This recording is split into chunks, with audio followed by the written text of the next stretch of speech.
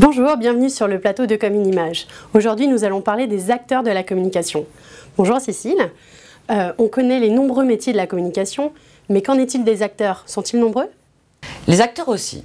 Il y a les professionnels, les cibles, les annonceurs, les consommateurs, les membres des réseaux sociaux, la jeune génération, les seniors. Tous ces publics sont aujourd'hui les auteurs, émetteurs et récepteurs de la communication sur tous les médias. On parle de content management, de social media, de social business. C'est quoi au juste?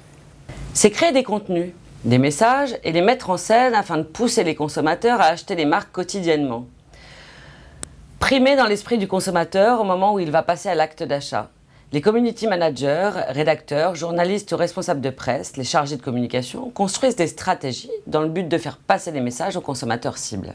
Les métiers de la communication sont nécessaires au renforcement de la notoriété d'une marque et la mise en vente de produits sur le marché. Les acteurs des métiers de la communication digitale, issus de l'Institut de l'Internet et du Multimédia, sont formés aux méthodes de stratégie de lancement des marques. En véritables professionnels, ils récoltent, analysent des informations complètes sur les consommateurs pour mieux les connaître et leur proposer des produits adaptés à leurs besoins. Ils les pistent pour mieux les comprendre, pour mieux comprendre leurs attentes, leurs envies, leurs souhaits, leurs habitudes et toucher leurs émotions grâce à des messages et à l'image de marque.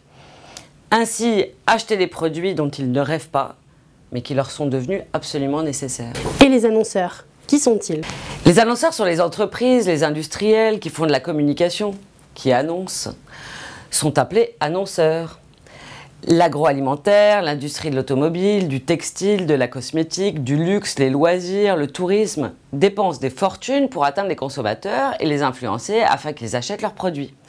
Citroën, Nespresso, Coca-Cola, Dior, Ikea s'engagent sur le long terme en dépensant des millions d'euros chaque année afin d'atteindre le grand public, de le toucher, de le faire adhérer au discours de la marque et acheter des produits. Des spots publicitaires aux campagnes web, des buzzy ou des vidéos online, en passant par la guérilla marketing, les annonceurs se battent jour après jour pour imposer leurs produits, surtout sur Internet. Les marques sont donc condamnées à être présentes sur différents médias pour être lisibles par les consommateurs. Une marque qui n'est pas lisible reste donc inconnue.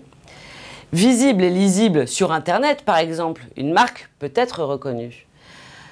Les annonceurs sont très attentifs aux courbes de vente, aux courbes d'audience, sur les chaînes de télévision, à la radio, au tirage des magazines, aux visibilités d'affichage, au taux de clic sur les pages Internet. Plus une marque est vue, plus elle aura des chances d'être consommée. Les consommateurs de médias sont donc les consommateurs de marques. Grâce à la communication, les marques s'assurent une forte notoriété.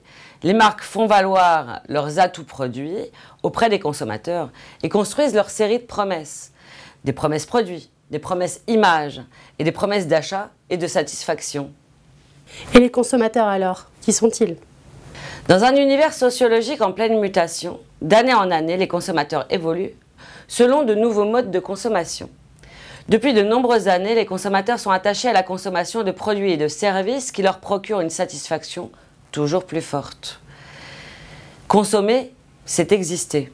Ainsi, le consommateur des années 2000 a évolué. Il se procure les produits sur Internet, alors qu'auparavant, il achetait ses produits en grande surface. Ainsi, le consommateur passe aujourd'hui beaucoup plus de temps sur Internet que précédemment. De sorte que l'Internet est un véritable moyen de communication, mais aussi de consommation courante.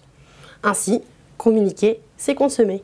Les consommateurs peuvent à loisir s'informer, communiquer, se rencontrer, mais surtout acheter grâce à Internet et ainsi gagner du temps.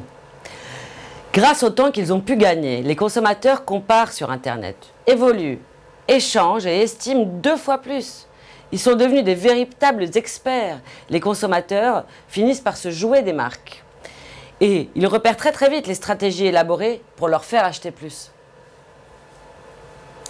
Ainsi, ados, jeunes professionnels, retraités, fans ont des besoins différents et se font traquer sur la toile. Et les marques doivent les connaître parfaitement pour les atteindre de très près. Les agences et les prestataires conçoivent et produisent la communication digitale toujours plus sophistiquée afin de faire rêver les consommateurs. Les professionnels de la communication sont organisés pour satisfaire les annonceurs. Analyser leurs demandes, construire une recommandation, exposer et présenter ses atouts et les atouts de leurs clients, argumenter et convaincre pour se distinguer. En fait, la communication, c'est dans le même temps la rencontre, le partage, la séduction, la persuasion, mais aussi l'échange. Oui, la communication, c'est aussi un métier. Enfin, ce sont des métiers. Et ce sont des métiers qui s'apprennent. Surtout à l'IEM. Merci à tous pour votre attention tout au long de cette année. C'était notre dernière interview. Nous remercions Cécile pour ses interventions et espérons vous retrouver très bientôt à l'IEM. À très bientôt. Au revoir. Au revoir Claire.